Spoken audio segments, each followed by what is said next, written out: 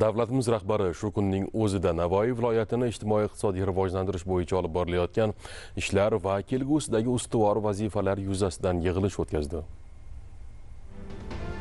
Hududlarni izchil rivojlantirish har qanday davlatning barqarorligi va uzoq muddatli raqobatbardoshligini ta'minlaydigan hal qiluvchi omillardan biri hisoblanadi. Chunki mamlakat iqtisodiy poydevori aynan hududlarda shakllanadi. Ish o'rinlari yaratiladi, qo'shilgan qiymat paydo bo'ladi, inson kapitali rivojlanadi. Shu bois kuchli va taraqqiy etgan hududlarsiz hatto ijobiy makroiqtisodiy ko'rsatkichlar sharoitida ham barqaror o'sishga erishish mushkul. Puxta o'ylangan hududiy siyosat tufayli qator strategik vazifalarni bir vaqtning o'zida hal qilish mumkin. Jumladan u markaz va chekka hududlar o'rtasidagi nomutanosibliklarga chek qo'yadi. Iqtisodiy o'sishning faqat alohida nuqtalarda jamlanib qolishining oldini oladi. Mamlakatning butun hududiy salohiyatga tayanadigan barqaror ichki iqtisodiyotini shakllantirishga xizmat qiladi.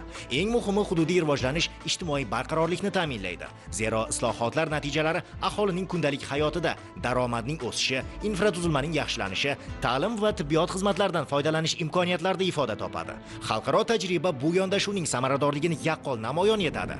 Germaniya yillar davomida federal hududlarni rivojlantirishga maqsadli investitsiyalar yo'naltirib, sanoat, transport infratuzilmasi, ta'lim va fan sohalariga alohida e'tibor qaratdi. Bu jarayon vaqt va katta resurslar talab etgan bo'lsa-da, hududlar o'rtasidagi farqlarni sezilarli darajada qisqartirish va milliy iqtisodiyotni mustahkamlash imkonini berdi.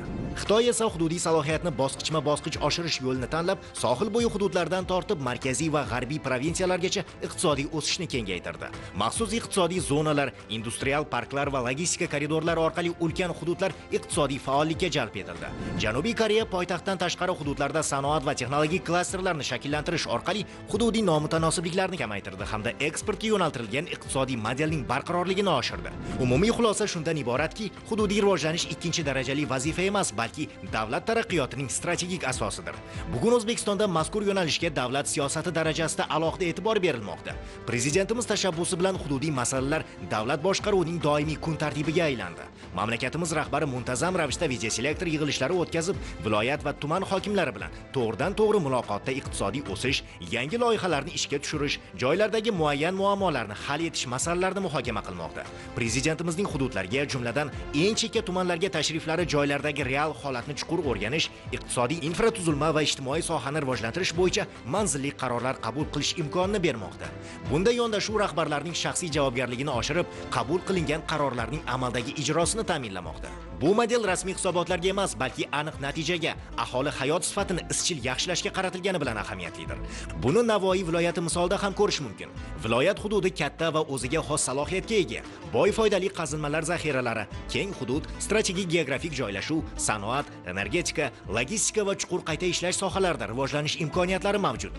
Bir so'z bilan aytganda, viloyatni milliy iqtisodiyotning muhim driverlaridan biriga aylantirish uchun barcha shart-sharoitlar bor. Biroq uzoq yillar davomida bu salohiyat to'liq ishga solinmadi. 2017-yilgacha Navoiy viloyati bir qator tizimli muammolar ichida qolgan edi. Hudud iqtisodiyoti yetarlicha diversifikatsiya qilinmagan, u asosan sanoqli tarmoqlarga bog'liq bo'lib qolgan edi. Xomashyo salohiyatining salmoqli qismi chuqur qayta ishlash va yuqori qo'shilgan qiymatga ega mahsulot ishlab chiqarishga yo'naltirilmagan, investitsion faoliyat nazardan chetda bo'lib, viloyatni barqaror rivojlantirishga turtki bera olmasdi. Infratuzilmaning eskirishi ham rivojlanishga salbiy ta'sir ko'rsatardi. Ayrim tumanlarda transport, muhandislik tarmoqlari, energetika va suv ta'minoti bilan bog'liq muammolar yangi ishlab chiqarishlarni yo'lga qo'yishga to'sqinlik qildi. Qulay geografik joylashuvga qaramay, logistika imkoniyatlari to'liq ishga solinmadi. Ijtimoiy soha ham bosim ostida qolgandi. Ayniqsa chekka hududlarda bandlikni ta'minlash, aholi daromadlarini oshirish va sifatli xizmatlardan foydalanish masalalariga e'tibor qaratilmadi. So'nggi yillardagi tub o'zgarishlar natijalari Navoiy viloyatida yaqqol ko'zga tashlana boshladi. Hudud prezidentimiz tashabbusi bilan amalga oshirilayotgan izchil va maqsadli davlat siyosatining bir qismiga aylandi. Keng ko'lamli islohotlar qisqa vaqt ichida o'z samarasini ko'rsata boshladi. Qayta ishlashni kengaytirish va yuqori qo'shilgan qiymatli mahsulot ishlab chiqarishga qaratilgan sanoat modernizatsiyasi dasturlari ishga tushirildi. Erkin va maxsus iqtisodiy zonalarni rivojlantirish, mahalliy va xorijiy investorlar uchun qulay sharoitlar yaratish orqali investitsiya faoliyati sezilarli darajada jonlantirildi. Infratuzilmani rivojlantirishga alohida e'tibor qaratildi. Transport tarmoqlari, muhandislik kommunikatsiyalari va energetika obyektlarini yangilash bo'yicha ko'plab loyihalar hayotga tatbiq etilmoqda. Yangi quvvatlar va logistika markazlarining barqaror faoliyati uchun mustahkam baza yaratilmoqda. Shu bilan birga energetika, kimyo sanoati, qayta ishlash va logistika sohalarida istiqbolli loyihalar amalga oshirilmoqda. Sirasini aytganda, viloyatning yangi iqtisodiy arxitekturasi shakllanmoqda. Ijtimoiy dasturlarda bandlik darajasini kengaytirish, tadbirkorlikni qo'llab-quvvatlash, inson kapitaliga e'tibor kuchaytirildi. Bu esa iqtisodiy o'sishni odamlar hayotidagi real o'zgarishlarga aylantirish imkonini bermoqda. E'tiborli jihati shundaki, namoyon bo'layotgan o'zgarishlar zamiridagi harakatlar doimiy va tizimli tus olmoqda. Iqtisodiy, infratuzilmaviy va ijtimoiy chora-tadbirlar yagona mintaqaviy rivojlanish zanjiriga bog'langan. Har bir qaror umumiy natija salmog'ini oshirmoqda. Navoiy viloyati tajribasi shuni ko'rsatadiki, izchil hududiy rivojlanish avval to'liq ishga solinmagan salohiyatni barqaror o'sish manbaiga aylantirish imkonini beradi. Bu yondashuv nafaqat alohida hudud, balki butun mamlakat taraqqiyoti uchun xizmat qiladi va bugun O'zbekistonning strategik rivojlanishida muhim vositalardan biriga aylanib bormoqda. Prezidentimiz Shavkat Mirziyoyev bugun Navoiy viloyatini ijtimoiy-iqtisodiy rivojlantirish bo'yicha olib borilayotgan ishlar va kelgusidagi ustuvor vazifalar yuzasidan yig'ilish o'tkazdi.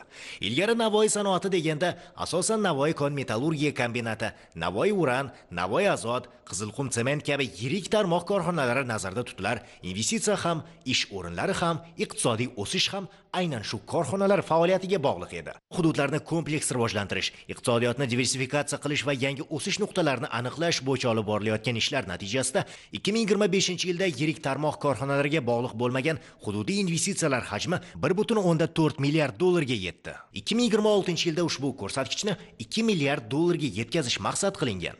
Shu bilan birga o'tgan yilda viloyatda makroiqtisodiy barqarorlik ta'minlandi. Yalpi hududiy mahsulot 168 trillion so'mni tashkil etib, 7.7% ga o'sdi.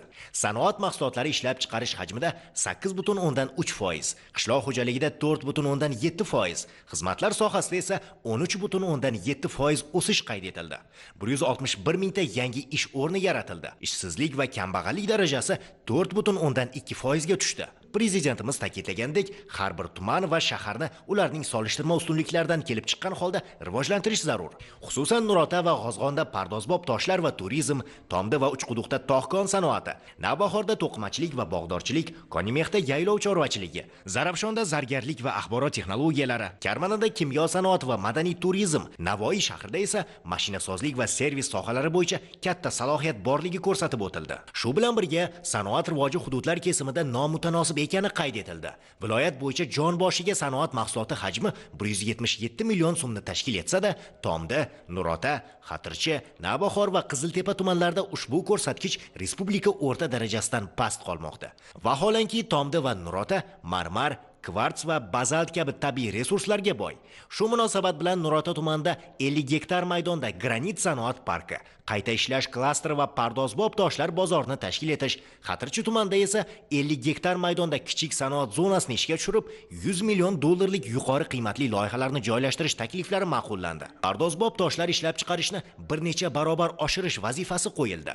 Ushbu quvvatlarni kadrlar bilan ta'minlash maqsadida Navoiy raqamli texnologiyalar texnikumida tog'kon va kimyo sanoati uchun kadrlar tayyorlash markazi tashkil etiladi. Umuman, joriy yilda viloyatga 4.2 milliard dollar xorijiy investitsiya jalb qilib, eksport hajmini 1,5 milliard dollarga yetkazish muhimligi qayd etildi. Yig'ilishda viloyatning kichik va o'rta korxonalarini qo'llab-quvvatlash, ularni mahalliylashtirishga kengroq jalb qilish zarurligi ta'kidlandi. Qishloq xo'jaligi yo'nalishida ham mavjud imkoniyatlar to'liq ishga solinmayotgani ko'rsatib o'tildi. Viloyatdagi 9 million gektar yaylov qo'ychilik, tuyachilik va yilqichilikni iqtisodiyot drayveriga aylantirish uchun yetarli. Chorvachilikni rivojlantirish maqsadida 2026-yilda xorijdan mayda shoxli mol, zotli tuya va otlar olib kelinadi. Umuman, viloyatdagi 3.3 million gektar yaylov loyihaviy yondashuv asosida qishloq xo'jaligi aylanmasiga kiritiladi. Xitoyning cho'llanishga qarshi kurash tajribasi asosida Navoiyda cho'llanishni bartaraf etishga qaratilgan loyihalar amalga oshiriladi. Viloyat ta'lim sohasida ham respublikada yetakchi hududlardan biri hisoblanadi. Oliy ta'lim qamrovi 71% ni tashkil etmoqda. O'tgan yilda 10 ta maktab bitiruvchilari oliygohlarga kirish bo'yicha 100% natijaga erishdi. Yangi o'quv yilidan boshlab Navoiy va Zarafshon shaharlarida bir maktab, bir IT sinf tamoyili asosida ixtisoslashgan sinflar ochish taklif etildi. Buning uchun viloyatdan 100 nafar o'qituvchi IT va sun'iy intellekt yo'nalishlarida poytaxtda va xorijda malakasini oshiradi. Toshkent axborot texnologiyalari universitetining Zarafshon filialida sun'iy intellekt va kiber xavfsizlik yo'nalishida kunduzgi ta'lim dasturi yo'lga qo'yiladi. Yig'ilishda turizm sohasi ham muhokama qilindi. 2026-yilda Navoiy viloyatiga 600 ming xorijiy va 3 million mahalliy sayyohni jalb qilish, 72 ta yangi joylashtirish vositasini ishga tushirish va 500 ta yangi ish o'rni yaratish rejalashtirilgan. Buning uchun tuman va shaharlar markazidagi 65 ta mahallani bog'lovchi ko'chalar, sohil va yo'l bo'yi hududlarda savdo, ko'ngilochar va dam olish markazlari barpo etiladi. Shuningdek, turistik salohiyati yuqori bo'lgan 18 ta mahallada mehmon uylari tashkil etiladi. Xalqaro yo'llar bo'yidagi 15 ta mahallada savdo va xizmat ko'rsatish obyektlari faoliyati yo'lga qo'yiladi. Nurota tumanida Naqshlar va Nurlar milliy kashtachilik markazini tashkil etish, Xatirchi tumanida Langar va Angidon mahallalarini turizmga ixtisoslashtirgan holda rivojlantirish, Nurota va Konimeh tumanlaridagi 4 ta qishloqni turizm qishlog'iga aylantirish rejalashtirilgan. Og'ir tuman sifatida belgilangan Navbahor tumanidagi Sarmishsoy hududi atrofida dam olish va ko'ngilochar maskan tashkil etish bo'yicha master reja ishlab chiqib, sayyohlar oqimini 3 karraga oshirish hamda 200 dan ortiq ish o'rni yaratish imkoniyati mavjudligi qayd etildi. Navoiy shahridagi Alisher Navoiy bog'i, Yoshlik ko'li va ular atrofidagi hududlar bugungi kun talablariga to'liq javob bermasligi qayd etilib, ularni yagona loyihaga birlashtirish orqali aholi uchun qulay va zamonaviy dam olish sharoitlarini yaratish muhimligi ta'kidlandi. Karmana shahrida turizmni rivojlantirish uchun katta salohiyat mavjud. Samarqanddan Buxoroga yo'l olayotgan turistlarni qadimda Buyuk Ipak yo'li bo'yida joylashgan bu shaharda yana bir kun ushlab qolish imkoniyati bor. Shu munosabat bilan Qosim Shayx xonaqohi va Mirsaid Bahrom ziyoratgohi, Eski shahar bozori hamda Yangi avlod bog'i negizida qadimiy Karmana madaniyat va turizm markazini tashkil etish taklifi qo'llab-quvvatlandi. Saudiya Arabistoni, Qatar va Birlashgan Arab Amirliklari tajribasini o'rganib, Navoiy hududining katta qismini egallagan cho'l va yaylovlarda turizmni rivojlantirish zarurligi ta'kidlandi. Ijtimoiy va muhandislik infratuzilmasini yaxshilash ishlarini davom ettirish topshirildi. Xususan Navoiy, Zarafshon, Uchquduq va Zafarobod shaharlarida ta'mirtalab holga kelib qolgan 312 kilometr ichimlik suv va 124 kilometr oqova suv quvurlarini 2026-2028 yillarda bosqichma-bosqich yangisiga almashtirish rejalashtirilgan. Shuningdek, viloyatdagi barcha maktab, bog'cha va tibbiyot muassasalarida zamonaviy sanitariya sharoitlarini yaratish vazifasi qo'yildi. Yig'ilish yakunida davlatimiz rahbari bildirilgan reja va takliflarni ma'qullab, ularning ijrosi aholi hayotiga aniq o'zgarishlar olib kelishi lozimligini ta'kidladi hamda mutasaddilarga tegishli ko'rsatmalar berdi.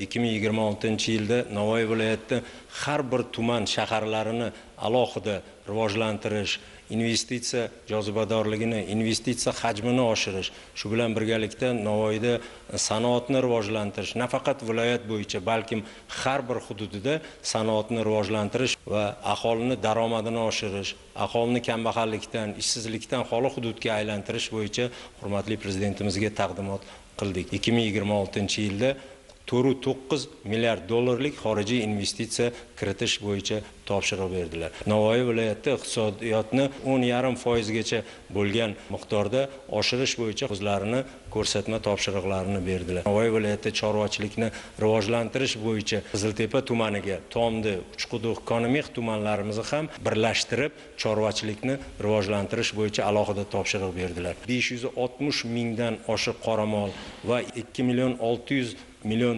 mayda shoxli qo'ylarimiz mavjud bo'lib, qoramolda 50% aynan Qiziltepa tumanida mavjud. Yana ham buni ko'paytirish bo'yicha o'zlarini topshiriq va ko'rsatmalarini berdilar. Navoiy viloyatida o'tgan yili 30 mingdan oshiq mayda shoxli zotli Mongoliyadan qo'ylar keltirildi. 2026-yilda aynan Navoiy viloyatida 70 ming mayda shoxlik Mongoliyadan qo'ylarni olib kelish bo'yicha hurmatli prezidentimiz topshiriq berdi. Navoiy shaharchasiga tamal toshi qo'yib berganlari va Navoiy shaharchasi hududida 30 gektardan oshiq Yangi O'zbekiston bog'ini rivojlantirish masalasini va Navoiy viloyatida 40 gektardan oshiq Yoshlik ko'lini ham yangi zamonaviy holatga keltirish bo'yicha alohida topshiriq berdilar. Qadimiy Karmanani turistik markazga aylantirish bo'yicha juda katta tarixiy qarorni qabul qilib berdilar. Viloyatimizda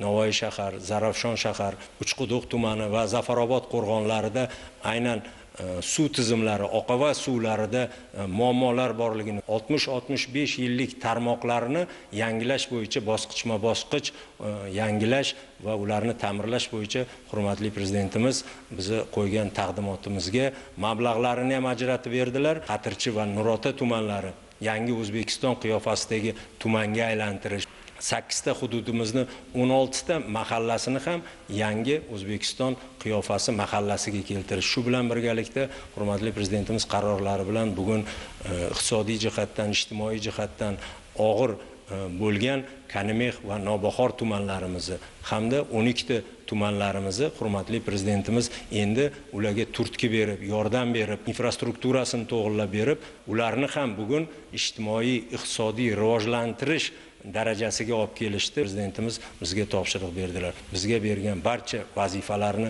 bajarishga imkoniyatimiz bor va uni so'zsiz ta'minlaymiz. Hurmatli prezidentimiz huzurlarida Navoiy viloyatini 2026-yilda va undan keyingi yillarda barqaror rivojlantirish, ijtimoiy holatni yaxshilash, demak aholi turmush farovonligini yaxshilash, biznes muhitni yaxshilash masalalari bo'yicha yig'ilish bo'lib o'tdi. Mana shu yig'ilishda hurmatli prezidentimiz Navoiy viloyatini iqtisodiy o'sish ta'minlash birinchi navbatda va shu orqali tadbirkorlik, kambag'allikni keskin pasaytirish va Navoiy viloyati salohiyatini inobatga olib hududni kambag'allik va ishsizlikdan xoli hudud qilish bo'yicha barcha sharoitlar mavjudligini va kerak bo'lsa yechimini qilib vazifalarni ijrosiga kirish bo'yicha aniq topshiriqlarni berdilar. Bu yilgi tahlillarimiz katta dasturlar bilan birga 2,5 trillion so'm mablag'lar belgilangan edi. Mana bugungi yig'ilishda hurmatli prezidentimiz yana qo'shimcha mana shu viloyat hokimligi tomonidan ko'tarilgan masalalarni eng birlamchi, eng muhim masalalar inobatga olib hammasini yechimlarini qilib berdilar.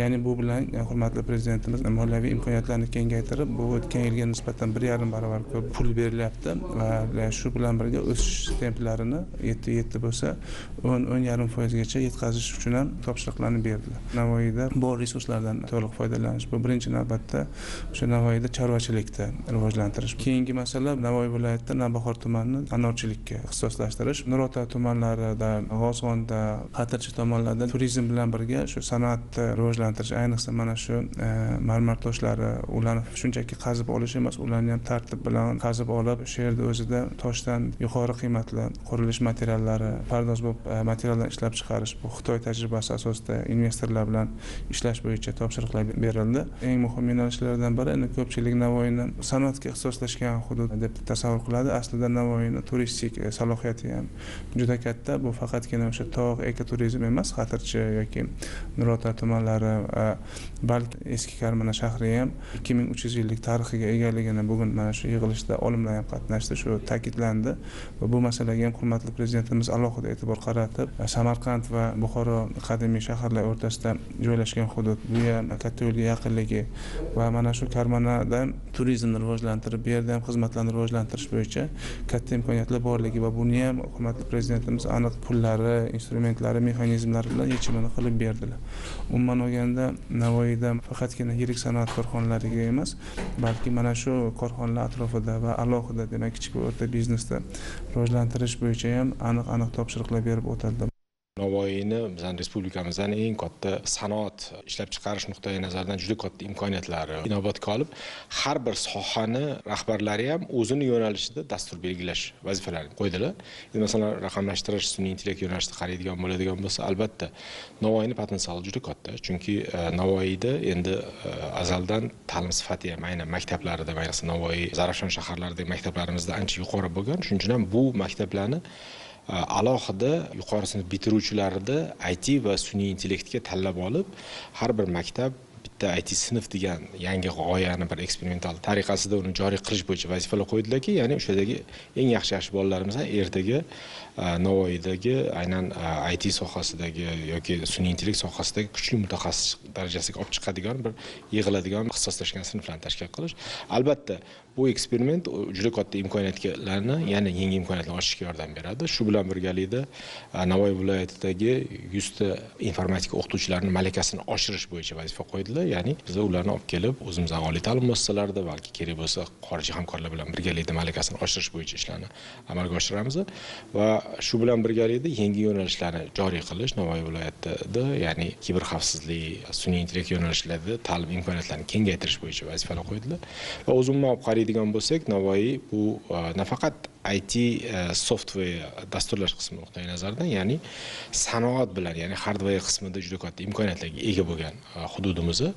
Bu yerda biz bu yil albatta ko'proq shu startaplarni qo'llab-quvvatlashga e'tibor qaratamiz chunki juda ko'p startaplar sanoat bilan o'sha dasturlash orasida integratsiya bo'ladigan startaplar bor, juda katta imkoniyatlar bor. Mana oddiy bir misol aytishim mumkin. Mana juda ko'p oliy ta'lim muassasalarida Jalinga degan bir dastur bor, onlayn dars qila oladigan, lekin Navoiylik yosh startapchilarimiz shuni alternativasini o'zimizda ishlab chiqargan.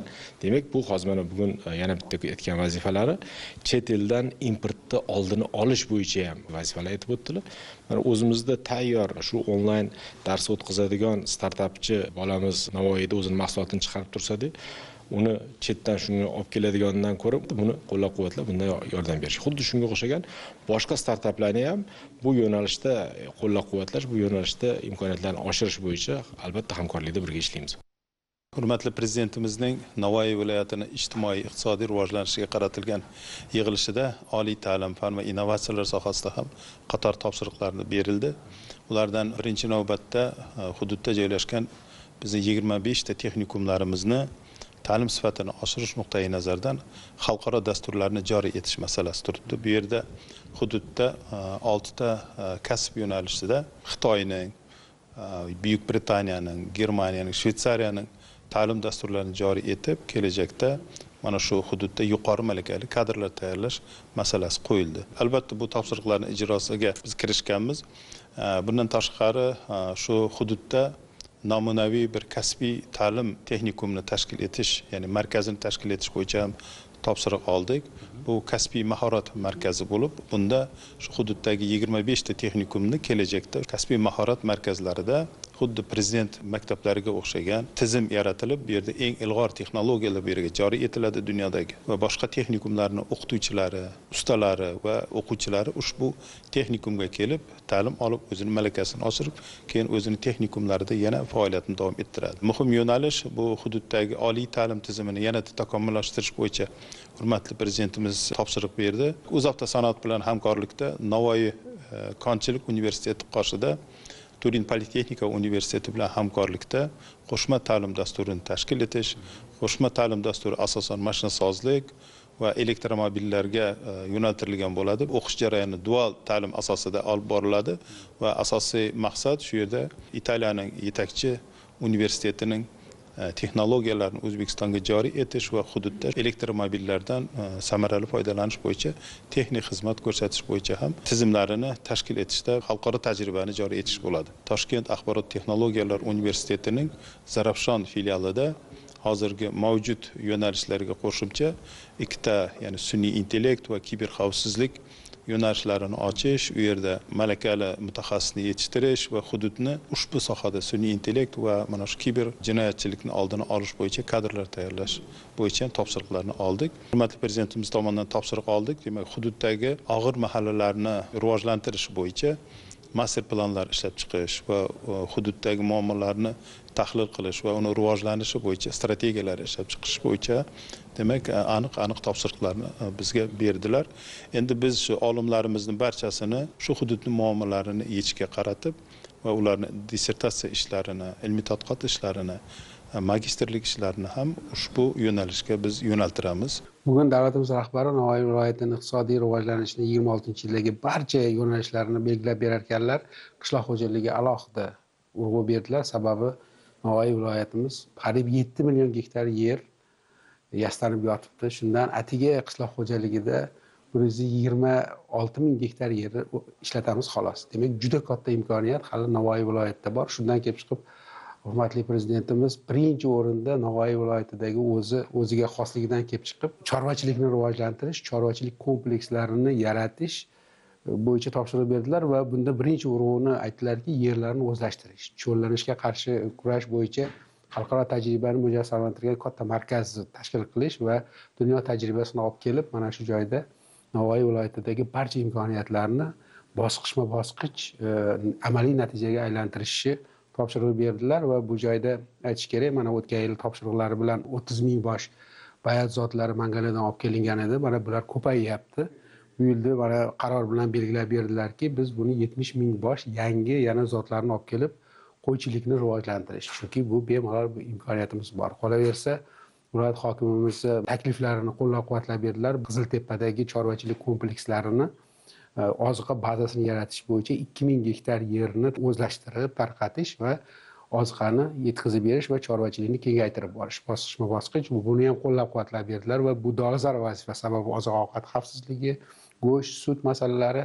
Qolaversa, mana shu tumanlarning ixtisosligidan kelib chiqib, uzumchilikni rivojlantirish, maizchilik bo'yicha juda ham katta imkoniyat bor va buni Samarqand bilan bog'lab agrostarlarimizga topshiriqlar berdilar. Navlarni almashtirish bo'yicha, yangi uzum qayta ishlash komplekslarini qurish bo'yicha, qadoqlash bo'yicha topshiriqlar va ikkinchisi anorchilik. Mana Navbahor tumanida mahallalarda anorchilik, aholiga bo'lib berilgan yerlarni samarali foydalanish bo'yicha 500 gektar yerni bu yil anorchilikka yanada ko'paytirib ixtisoslashtirish bo'yicha ham topshiriqlarni oldik. Keyingi yo'nalish albatta qishloq xo'jaligidagi iqtisodiy samaradorlikni oshirish, umuman bu yil yalpi ichki ishlab chiqarishdagi ulushlarimizni oshirishni topshirig'ini berdilar. Shu jumladan mana qishloq xo'jaligida ham 507 rejalashtirilgandek, kamida 6% ga yetadigan yangi marralar bo'yicha ishlashni topshirib berdilar. Biz viloyat hokimi, barcha tuman hokimlari bilan qishloq xo'jaligidagi ko'rsatkichlarni qayta ko'rib chiqib, yuqori ko'rsatkichlarga moslashtirish bo'yicha ishlarni tashkil qilamiz.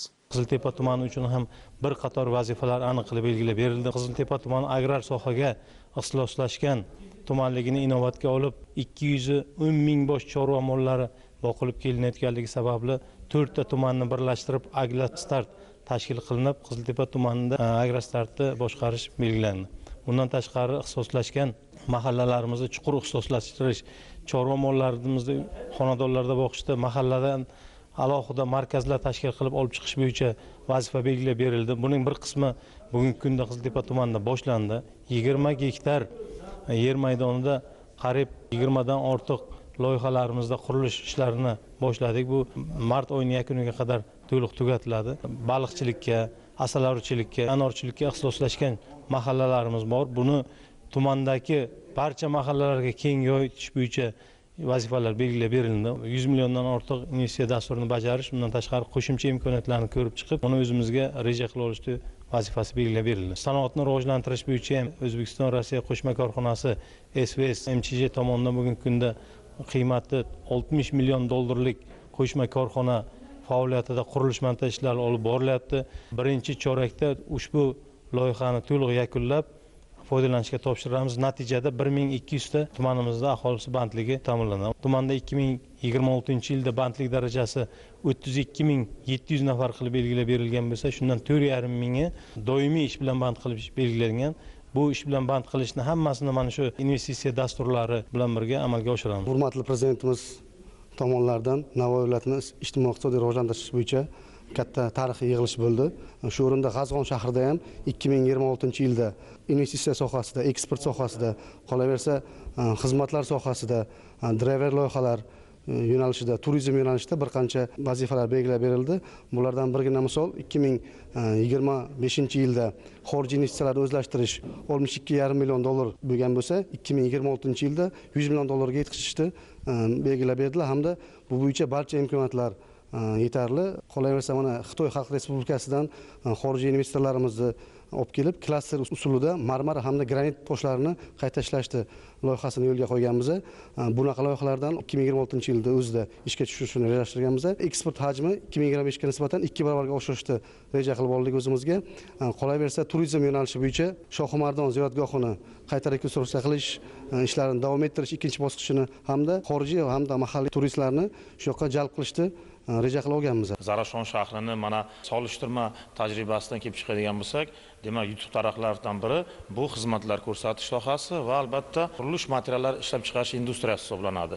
Ana shu sohalarni driver sohaga aylantirib olib, mana hozirgi kunda sanoatimizni ishlab chiqarishi 10,1% bo'lib 1 trillion 67 milliard so'mga erishildi. Bu albatta oldimizda keng imkoniyat turganini dalolat beradi. Zarafshon shahri uchun 2025-yil xizmatlar va servis, savdo sohasini oshish yili bo'ldi. Bu qariyb 2025-yil 2 trillion 114 milliard hajm berdi. Bu albatta 26-yilda yana ulkan vazifalarni oldimizga qo'ydi. Hozirgi kunda hurmatli prezidentimiz tomonidan ilgari surilgan 24/7 formatda ishlaydigan ko'chamiz Zarafshon shahrida tashkil etilib, barcha tumanlarga namuna sifatida ko'rsatildi. Yana ikkita ko'chamizni belgilab olganmiz. 26-yilda aholimizni taqdim etamiz. Albatta Zarafshon shahri ham o'zini 26-yilga belgilangan rejalari bor.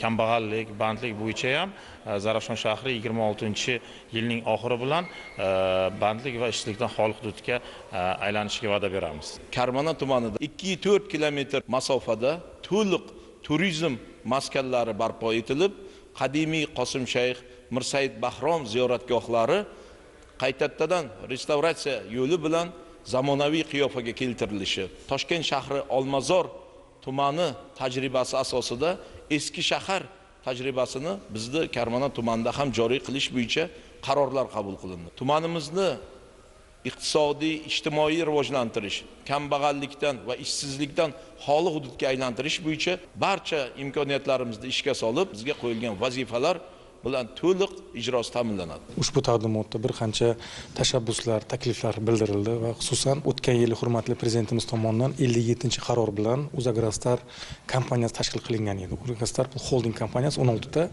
butun respublikada faoliyat yuritayotgan kompaniyani ishga oladigan ta'sislar asosida tashkil qilingan kompaniya bo'ladi va ilk bor Navoiy viloyatida Qiziltepa tumanida Navoiy Agrastar va bu faqat chorvachilik yo'nalishida chorvachilikni rivojlantirish maxsus mana shunaqa agrastar tashkil qilish bo'yicha takliflar bo'ldi. Bu asosiy uni maqsadi aynan o'sha Navoiy viloyatida nafaqat Qiziltepada, balki Tomdi, Uchquduq va Qonimeh tumanlarida, aynan shu chorvachilikka ixtisoslashtirilgan tumanlarda chorvachilikni rivojlantirish infrastrukturasini yaratish va eng asosiysi bu arzon ozuqa yem bazasini yaratishga qaratiladi va albatta bu yangi naslni yetkazish, shu tumanlarda ish o'rin yaratish va albatta bu ertaga bu masalan sut qayta ishlash, go'sht qayta ishlash yo'nalishida ham yangi tashabbuslar, loyihalar amalga oshirishga xizmat qiladigan tizim yaratiladi. Bundan tashqari uzumchilikni rivojlantirish yo'nalishida ham Xatirchi tumanida Qo'shrobod Agrastar biriktirildi va ushbu Qo'shrobod bugungi kunda bu tajribasi bor, ishni boshlagan aynan mana shu Xatirchi tumanini uzumchilikni rivojlantirish alohida tizim yaratiladi. Bunda xorijiy ekspertlarni jalb qilib, o'qitish, yangi navlarni yaratish, yangi bog'larni barpo qilish bo'yicha xizmat qiladi. Bundan tashqari 3-yo'nalish bu anorchilikni rivojlantirish va bu Sirdaryoda tashkil qilingan Agrastar aynan shu anorchilik yo'nalishida va bu Navbahor, Karmona va Qiziltepa tumanlarida kamroq olinadi va bu o'zining tajribasini mana shu tumanlarga olib keladi. Albatta bu aholini tomorqasi va dehqon xo'jaliklarini bog'larni yangilash, yangi navlar, intensiv, super intensiv bog'larni barpo etish va albatta bu eksportga yo'naltiriladigan mahsulotga yetkazish va milliy brendni yaratishga xizmat qiladi. Agrastarlarda faoliyati eng asosiy g'oyasi bu chet el tajribalarini olib kelib, chet el texnologiyalarni joriy qilib, O'zbekistonda milliy brendlarni yaratib, bizlar yangi pog'onaga chiqishimiz kerak. Mana shu yo'nalishda Navoiy viloyati alohida tajriba ishlaymiz. 2026-yil va yaqin 4 yil davomida qurilish materiallari sohasida pardozbob toshlarni qayta ishlash bo'yicha Nurota tumanida granit pardozbob toshlarni ishlab chiqarish hajmini yaqin 4 yilda 18 baravarga oshirish bo'yicha hurmatli prezidentimizga axborot berildi. Bunda Nurota tumanidagi shu zaxiralar mavjud toshni qayta ishlash bo'yicha loyihalarni amalga oshirish uchun qo'shimcha zaxiralar aniqlangan. Ushbu zaxiralardan unumli foydalangan holda yangi loyihalar amalga oshiriladi. Bunda granit toshlarni qayta ishlash klasteri tashkil etiladi 50 gektar maydonda hamda chet el investorlarini taklif etgan holda, xususan Xitoy investorlari hamda boshqa davlatlardan tashrif buyuradigan investorlar bilan birgalikda yangi loyihalar amalga oshirish hisobiga ushbu vazifalarni ijrosi ta'minlanadi.